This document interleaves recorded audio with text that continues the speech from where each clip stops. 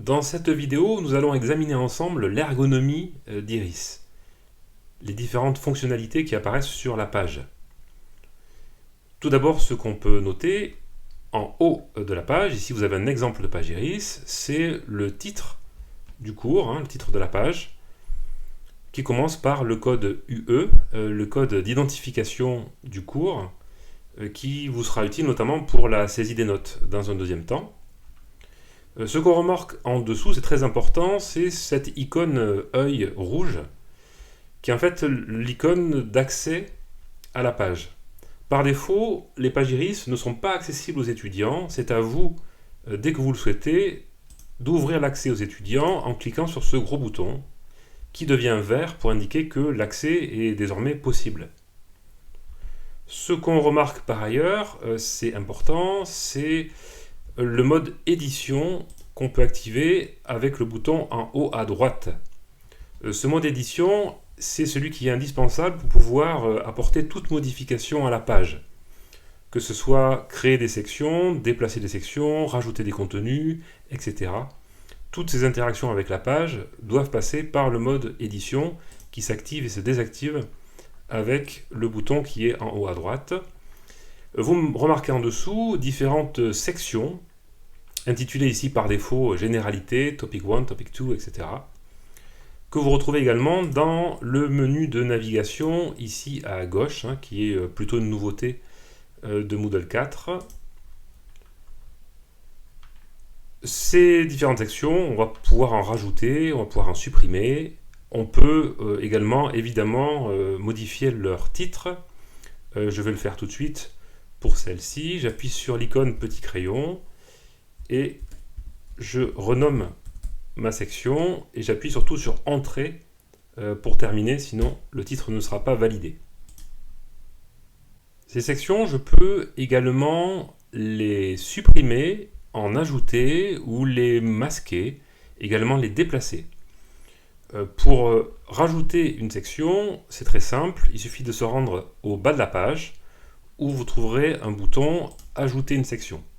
On peut en rajouter autant qu'on le souhaite. Pour supprimer une section, il faut se rendre dans le menu déroulant qui apparaît si vous appuyez sur les trois petits points en haut à droite de chaque section. Ici, vous voyez un menu déroulant dans lequel on va pouvoir notamment supprimer une section.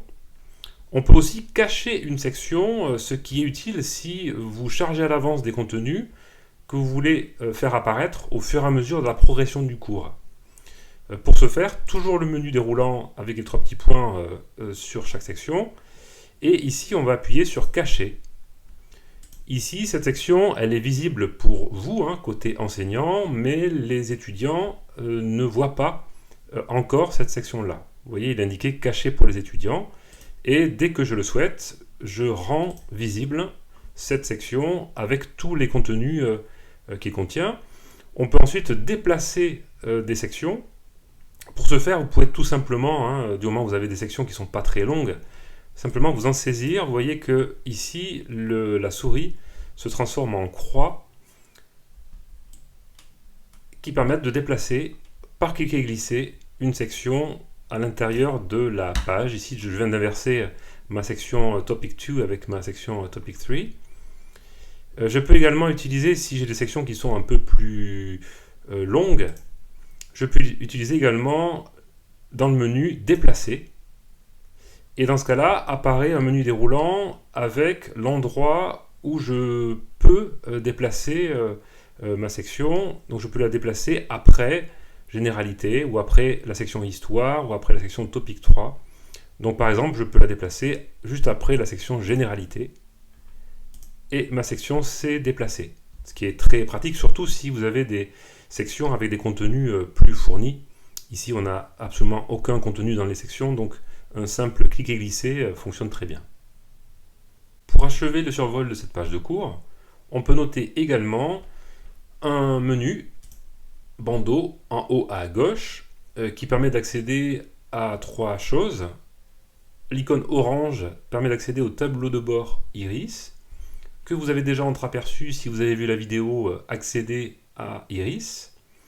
Vous y trouverez principalement un menu avec l'ensemble des cours auxquels vous avez accès. C'est un menu de navigation dans les cours Iris. L'icône bleue correspond à rechercher des cours, c'est tout simplement un moteur de recherche. Si vous cherchez un cours en particulier, vous pouvez saisir tout ou partie du titre de la page pour la retrouver. Et enfin, icône rouge, aide et guide, avec des rubriques d'aide, notamment à destination des enseignants, qui ont été élaborées par la maison de l'image et du numérique de l'université, donc des choses qui peuvent vous être utiles. Et enfin, point très important et très utile, vous trouverez systématiquement, par défaut, en haut d'une page Iris, dans la rubrique, dans la section qui s'appelle en général Généralité, une fonctionnalité, une activité qui s'appelle Annonce. Il s'agit en fait d'un forum particulier, puisque c'est un forum qui est unilatéral, simplement des enseignants vers les étudiants, et qui vous permet de publier des annonces qui seront reçues par tous les étudiants et les étudiantes dans leur boîte mail.